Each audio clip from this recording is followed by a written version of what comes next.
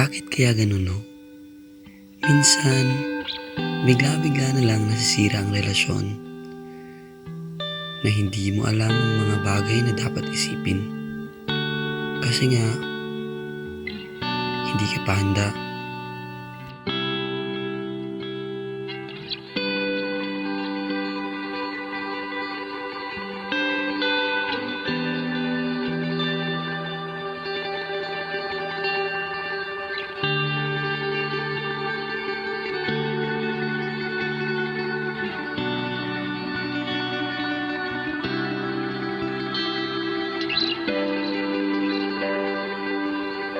Phase 1. Shock.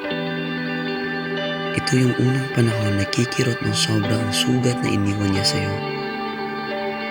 Sa sobrang sakit, hindi mo na alam kung saan ka magsisimula.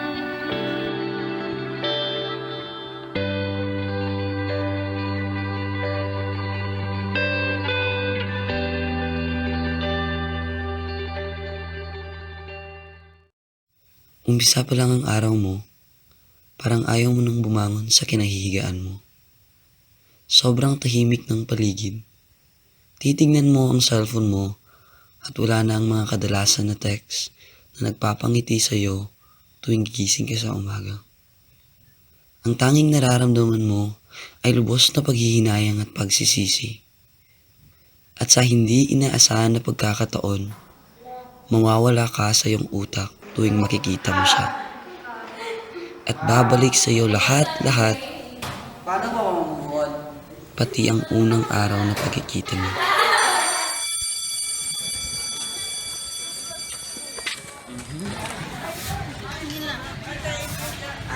Excuse me.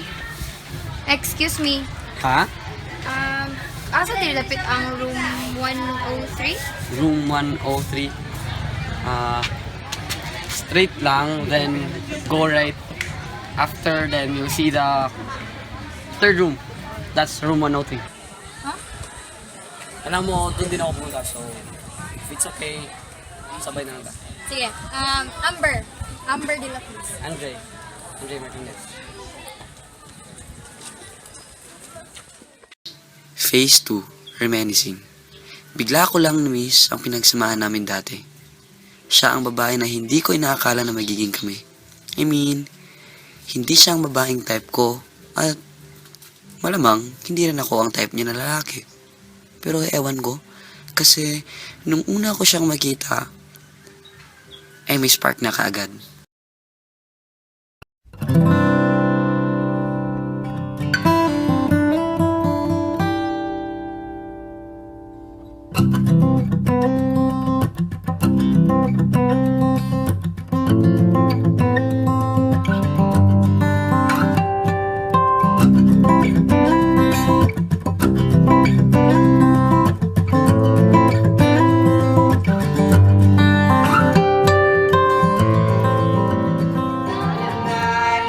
She's the reason for the tear, just my guitar. The only thing that keeps me wishing Asa ta, oy? Wait, is the song in the car. I keep singing that. open the window.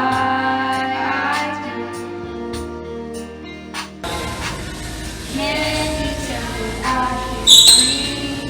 But there he goes, so perfectly. There is a Photoshop with you. She danced.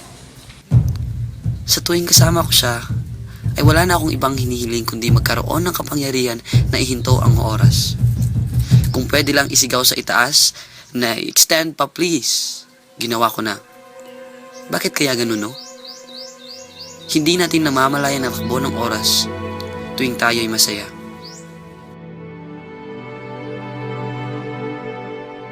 Sobrang baliktad sa sitwasyon ko ngayon. Ang tanging hiling ko ay matapos na to.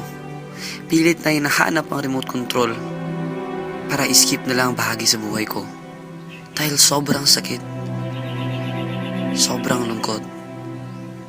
Kasi ngayon, umaasa pa rin ako. Nangangarap mag-isa. Hinahanap ka. Namimiss ka. Nakikipagtalo sa sarili na sana ako rin ang nasa isip mo sa oras na ito. Text ko nga siya. Huwag na lang. Baka kailangan niya din ng oras na wala ang pangalan ko sa phone niya. Kahit anong gawin, pagpigil pa sa sarili ko, nag-text ako. Madalas naman ganito eh. Pilit mong labanan ang sarili mo, tapos palagi kang talo. Pero dahil nga tanga ka, hindi ka pa rin titigil.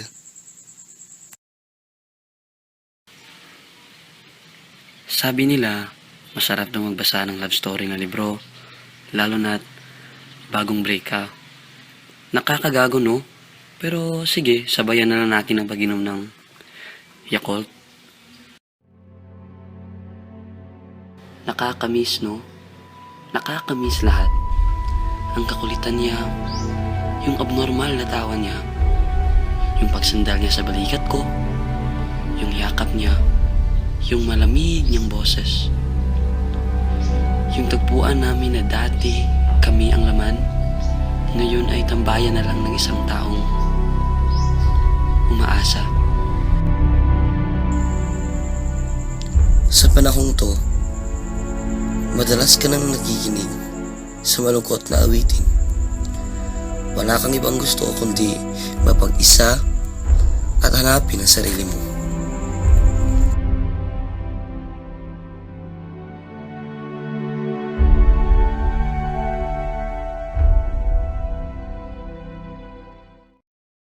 Phase 3, Denial. Masaya na ako. Kunwari, madalas ang tao ay nagpapanggap na masaya. Nagpapanggap na okay lang. Kahit sobrang nasasaktan na. Kasi ayaw lang niyang makita ng ibang tao na nahihirapan siya. Na nasasaktan siya. Kasi hanggat maaari, gusto niyang ipakita sa tao na nang-iwan sa kanya na kaya pa rin niyang tumayo. Na mananatili siyang malakas kahit sa loob niya ay wasak na wasak na.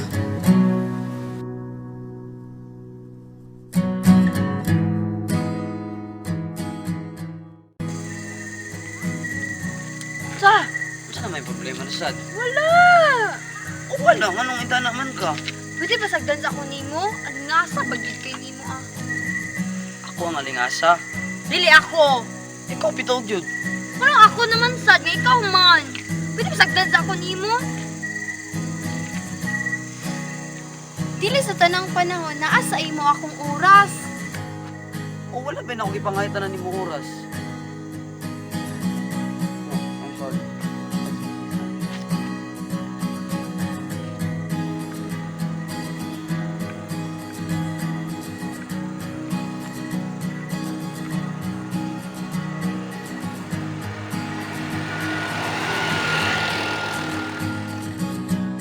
Susubukan kang yayain ng mga kaibigan mo na lumabas kasi alam nilang mahirap ang pinagdadaanan mo. Kaya't pilit ka nilang tinutulungan. Gumagawa ng iba't ibang out of this trip sa buhay. Naglalaro ng online games o kahit iba pa. Sa totoo lang, ang phase na ito ang pinakamatagal na pinagdadaanan ng isang tao para makalimot. Kasi minsan nalilito sila kung ano ba talaga ang tunay na nararamdaman nila. Sige na may away pero okay ra gyapon. Always ra gyapon. Ano yun eh, basta true love, never die. Ha? Ikaw na ikaw, pagmada na ikaw. Bitaw, Kaya ka? mihoy kayo. Bayon sa maniga pugong nimo from movie mo. Abi ni mo ba kailan sa imo ha? Mayo kas ka tanan imong gabuhaton even before wala pa nimo siya naila. No. Ana ba kita sa una? Ay Ano ba? Ayaw. Ana ba? Ayaw ka na ba? Tungod lang sa kababay. Okay lang. Bitaw ba kanang kabalo na ba mi nga mayo ka kasi imong gabuhaton even before wala pa mo nag-ila ni kan Amber. It doesn't mean nga nawala siya sa imo ari. Wala ko na, hindi mo na sa imo. Ayaw, wala agad ba eh. Okay na mga like, wala na, move on na, wala na. Sus dire lisod man pero kailangan na mo kayo, di ba? Bitaw, Mugid. sakto ato isa. Sakto siya. Di kaya ngayon niya nawa sa uyab. Ikaw. Wala may uyab. Ano ba yan? Kaya Okay, David? Okay, David, ka? Okay, kami sila. Sa dilik ka, okay, may amigo. Kiss lang eh.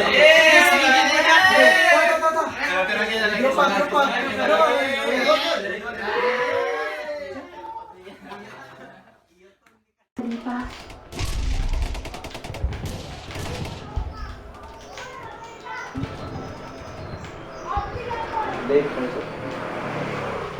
Apa bilang mo po sa bago. Pangit na lang ba? Bab. Tanawa ko? Meron nang pulis mo. Pangit na. Pangit. Tanawa po? Laro kayo po? Hindi. Sabi? Pangit, anak. Doot man kayo.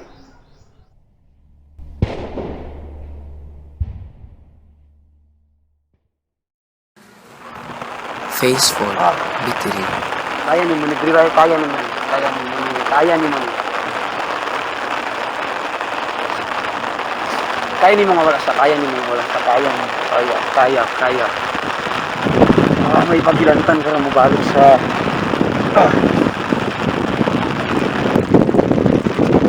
Ano, magyud ka? Naman sa man ka tani, gitawagan ko si mo mga barkada. Sumambak! Ambak, go! Wala sa... Kasi pagilantan ka, Andre, di na ka magbalik.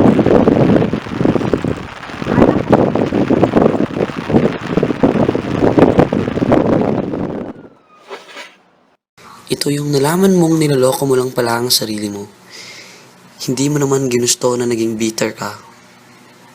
Gusto mo ilabas lahat ng sama ng loob. Gusto mo kalimutan na lahat pero kasabay nun ang pag-auhaw mo sa kasugatan. Phase 5, Acceptance. Ito yung araw na wala na talaga. Ang maganda sa phase na ito, nagkaroon ka na ng konting liwanag. Dito, unti-unti mong matatanggap na tapos na kayo at sa posibilidad na bumalik siya sa buhay mo. Sa bawat buntong hininga mo, nag-iisip ka na ng bagay na gagawin dahil wala na talaga siya. Hindi mo na alam kung paano ka mag-uumpisa sa una, pero sa bawat araw na dadating, unti-unti ka nang nakakaisip ng paraan. Phase 6, Avoidance. Ito yung nag-umpisa ka na maghanap ng pagkakaabalahan. Yun bang gusto mo ulit lokohin ang sarili mo? Na kapag naging busy ka, makakalimutan mo siya. Ang kulit mo naman kasi, sabi ko sa'yo, hindi mo makakalimutan ng tao. Matatanggap mo sila. Yun sa wakas, nagsimula ka ng maligo. Huwag mo damayin ang ligo mo kung nag-break kayo. Napagdesisyonan mo ng mag-toothbrush kasi amoy Yakult na hininga mo. Sa ngayon, handa ka ng pag-usapan siya kahit konti. Tumatawa ka kapag nalalait siya sa kwentuhan. Siguro ngayon, hindi ka na gaano bumibisita sa tayangan niya. Napipigilan mo na rin ang sarili mo na i-text siya. Tama yan, dahil ang tanging kailangan mo ngayon ay turuan o pigilan ang sarili mo sa mga bagay na nagpapaalala sa'yo. Matuto ka rin umiwas sa pakikinig ng malulungkot na awitin.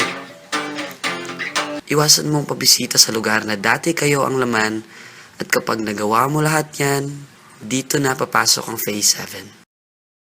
Phase 7, Rebuilding. Ang isang araw ay magiging dalawa magiging isang linggo. Ang mga linggo ay magiging buwan at mararamdaman mo na konting-konti na lang magiging okay ka na. Suddenly, bigla ka na lang naging masaya. Gusto mo lumabas kasama ang tropa, maghanap ng bagong kakilala, makipag-usap at tumawa. Nagsisimula ka nang gawin ang mga bagay na hindi mo sinubukan noon. Unti-unti mo nang nakikita ang mundo na wala siya. Maaaring hindi pa rin natin natitiyak na wala na talaga sa phase na to. Kasi ganun talaga eh. Kahit paanong pag-iwas natin, meron at meron talagang mga bagay na nagtatali sa atin para hindi makausad. memories, false hope na pwede ulit makatrigger sa'yo ng lahat ng nangyari. Maaaring ang mga bagay na to ang dahilan kung ba't delay ka sa proseso. Pero alam kong kaya mo. Makakalimot ka at matatanggap mo din kasi malakas ka. Sa phase din ito, ayaw mo na muling umasa dahil masyadong mahirap na ang pinagdaanan mo. Gusto mo munang magpahinga kasi masyado kang napagod. Magpahinga at the same time maghintay. Alam mo, hindi mo dapat isara ang puso mo. Pero syempre, this time, alam mo na ang gagawin. Last phase. Sumikat na ang bagong araw. Nangangahulugan na panahon na. Panahon na para bumuo ng isang pangarap. Bigla na lang babalik ang kulay sa iyong mundo at gaganda ang pakiramdam mo. Sa panahon to, wala na ang nararamdaman mong takot. Takot na harapin kung anuman ang mangyari sa kinabukasan. Sa halip, ang pagkasabik sa pwedeng mangyari sa buhay mo. Sa panahon to, wala na ang nararamdaman mong takot. Takot na harapin kung anuman ang mangyari sa kinabukasan. Sa halip, ang pagkasabik sa pwedeng mangyari sa buhay mo. So ka kung magbulag ta ba? Maulit ka to sa usag-usa or still friends? Para sa ako is still friends. May tabo mong galing na mag-break ta. Gusto na ko nga friends yapon ta kay rebuild dog lagan memories. You know what? Thankful kayo ko inabot ka sa akong life. Then I have this request, if ever na mag-break kita, I hope na friends yapon ta. I hope na thankful yapon ka na niabot ko sa imong life. Kaya ko thankful kayo ko na ikaw ako. Ang galing, no? Sa bawat pagpahid ng luha sa mga mata natin ay para bang nakakagaan ng loob. Sa bawat luhang pumapatak ay mga salitang nasasabi sa atin na kaya nating lampasan ang mga problema sa buhay. Ang importante ay maihakbang natin ulit ang ating mga paa pabalik sa ating sarili. Phase 8. Getting over. Tumingin ng ganyan sa akin. Huwag mo akong kulitin. Huwag mo akong tanungin.